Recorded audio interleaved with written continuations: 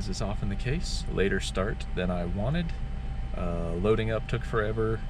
I had a bike rack situation I rigged up and was supposed to work with the camper, and it did not work with the bike, so I had to reconfigure everything, strap the bike down in the bed. Still there, so it must be working. Then returned to my house twice, not once but twice, for important things I forgot. The GoPro was left on the desk, and then I made it further, outskirts of town, and realized I left my antelope tag behind. There's a lot of things I would just leave back at home, okay, I'll figure it out, I'll make do without it. Not this. They kind of frown upon shooting antelope without a tag in your pocket. It's almost noon, which means I should still get a few hours this evening to hunt, but probably not as much as I had hoped. But it's all right. We're gonna make it. We've got 6 days blocked out to get this done, so let's go.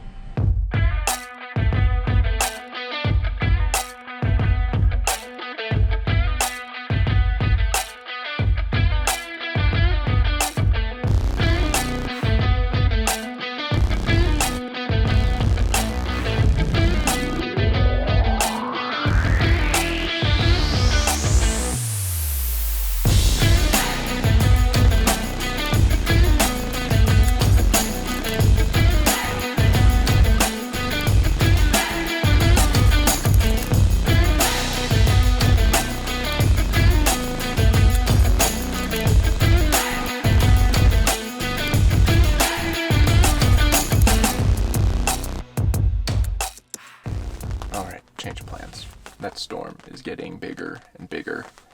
I was just checking it out on the radar, and when I was deciding to sit here, it was just a couple little pockets, and I just kept looking at it man, that looks bigger than what I'm seeing here. And now that the radar has updated, it's just connecting and forming this massive thing, and I'm seeing more lightning and stuff, and it's going to hit right about the time I was planning to be heading back. So I'm gonna call it better safe than sorry, especially when I'm out here alone. So, yeah, I'll pack up, hit the bike. This will be here waiting for me tomorrow. I'll get here bright and early and get a full day's hunt in. But I gotta move because this is getting freaky. Like that. Finally back to the main road. Had to push this thing. It was just the slightest uphill grade in sandy terrain with a beast of a headwind. I just couldn't pedal it. So this should be mostly downhill, a few little dips in the way. I can't even talk, just ran out of water. I think the storm's gonna stay that way, but that was the way that I was, so I still feel good about coming out, but I gotta get back to camp, drink a boatload of water. When this thing's charged, it's my favorite thing in the world. When it's not, thought about just burying it out there.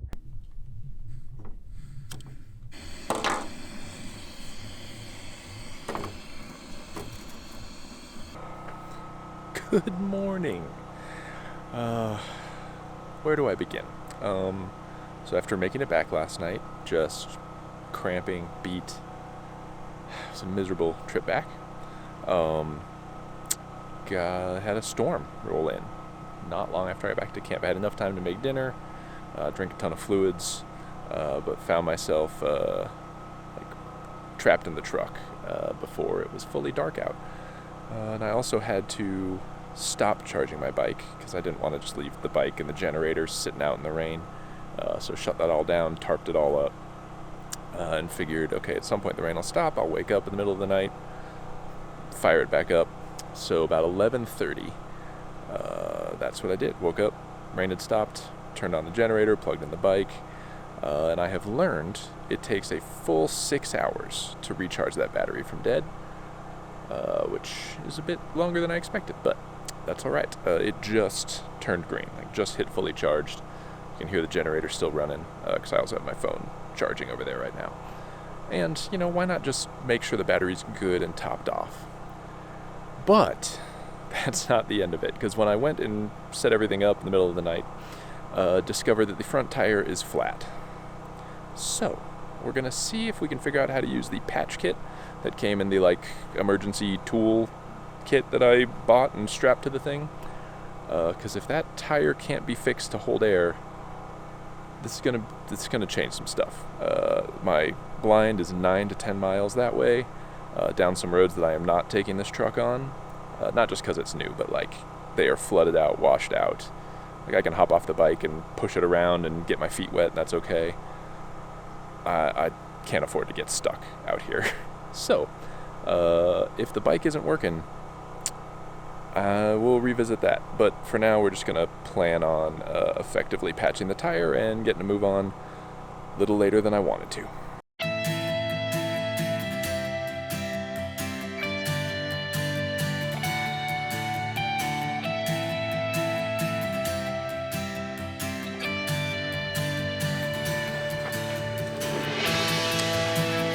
Well, let's hope that holds.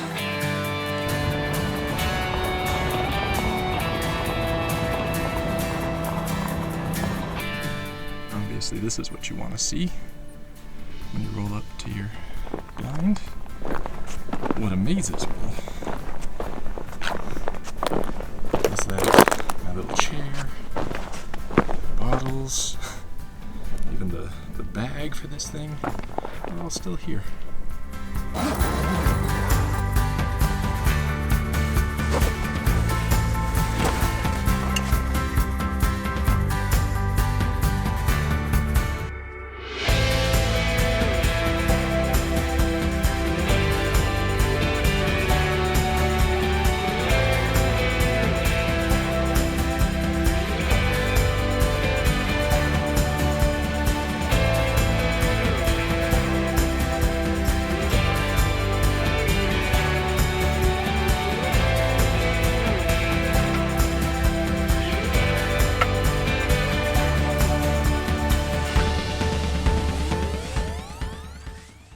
That's a wrap for today.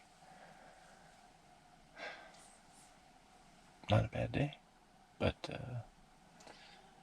just be back out here tomorrow. Hopefully get an earlier start without all the setbacks this morning had.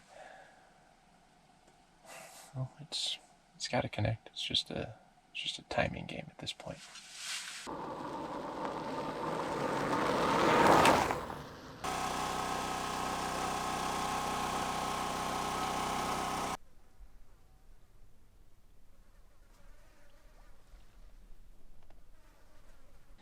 We'll change of plans, because there's always a change of plans.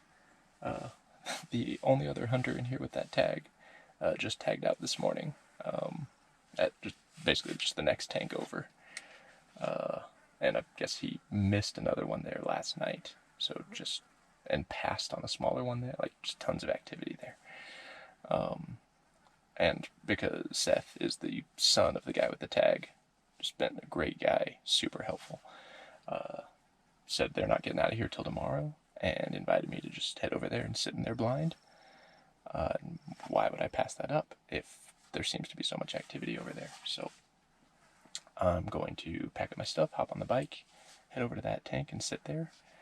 And then he even said they're going to come around at night and like pick up all their blinds, and said they would help me move mine to that tank, which is just awesome. Like, who does that? Hunters are some of the best dudes around, most of the time, and in this case it's true. So, gonna make that move.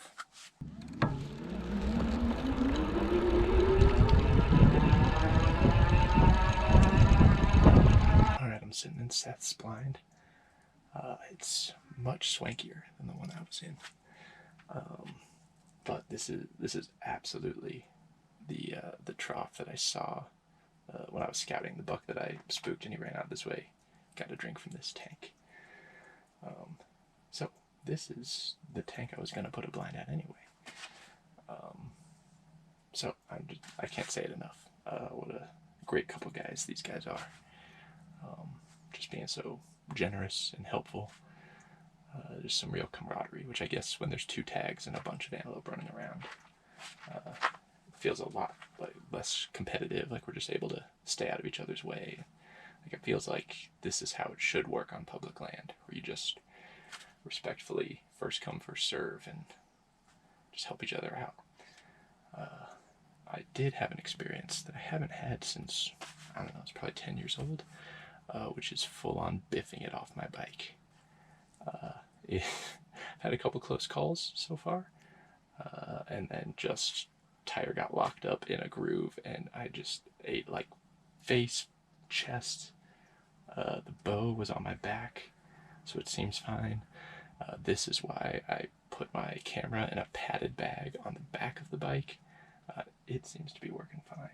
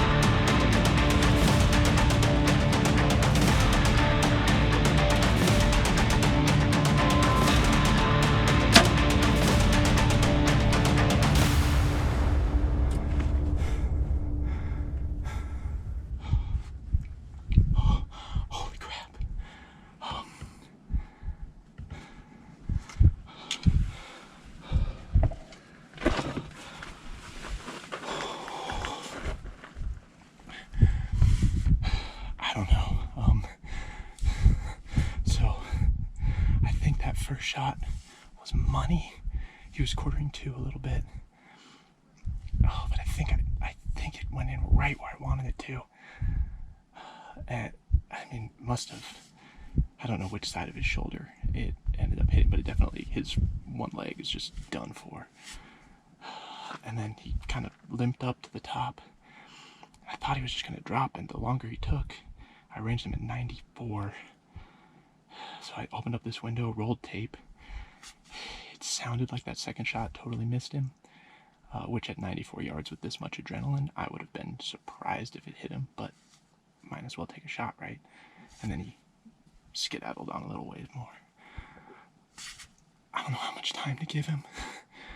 I mean, it's baking in the sun, so I want to get to him. He can't go far. That one leg is just useless. I mean, that first shot looked so good from here. I think he's gonna pile up in just a few minutes. Oh, I want so badly to just run up and peer over, but man, I don't want to bump him. I'm gonna sit for a minute.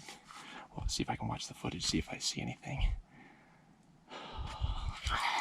Yes! Cautiously optimistic, obviously.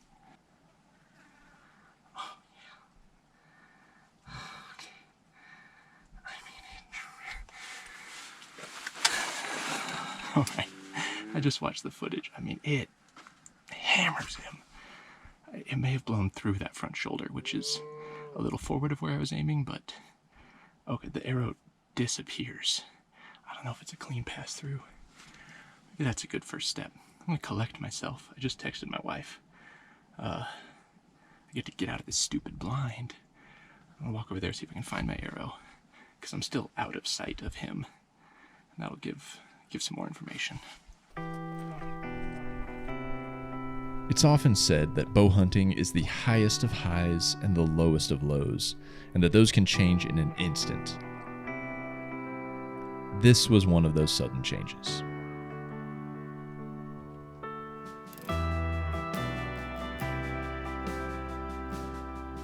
The arrow revealed I hit dead on in his shoulder blade. It penetrated about an inch into muscle, and that was it. I ran up to where he was standing when I took that second shot. I scanned all around, and I couldn't see him on foot anywhere. So the only choice left was to begin blood trailing.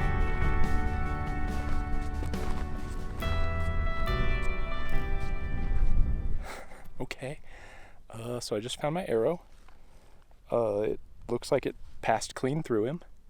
It doesn't smell like anything. I'm not gonna lie, I'm not sure how to interpret that. Like, I know it's not guts or anything, because that has a very distinct smell. But if this is just clean, it's not matching the blood that I'm seeing. So I was on just pin drap, like a muscle wound, which is what he had. And so I would expect if this passed through him up at the top of that hill, that the blood would increase. Right? Yeah, so I don't know. And I just found this laying here. There's no blood around it. So I think it zipped through. I mean, he was crested on the top of a hill, which is never a shot I would take as a first shot. But as a desperate second shot, okay. And so if it just sailed through him, and this is, I mean, trajectory-wise, this would actually make sense as to where it would come to rest. It gives me a lot of hope, and at the same time I'm confused. So I'm gonna keep looking, I guess.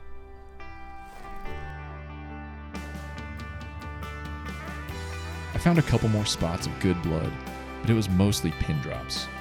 Then I zeroed in on his tracks and followed those for another 300 yards as the blood gradually dried up to nothing. As the hours went by, my hope faded. Guys, I hate this, but I'm calling it.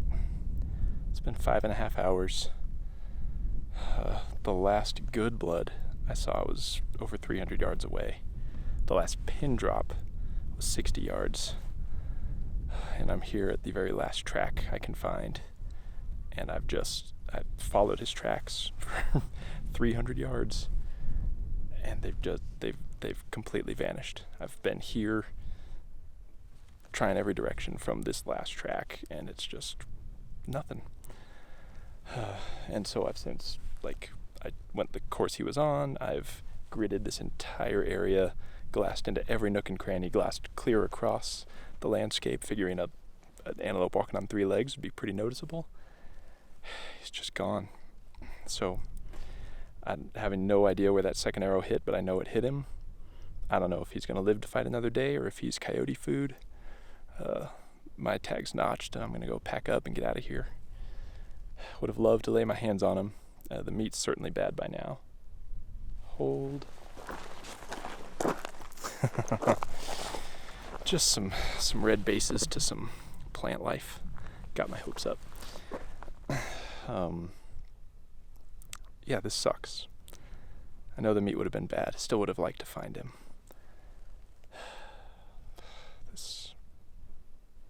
There aren't words. I'll think of words in the studio when I'm editing this, because right now, it just sucks.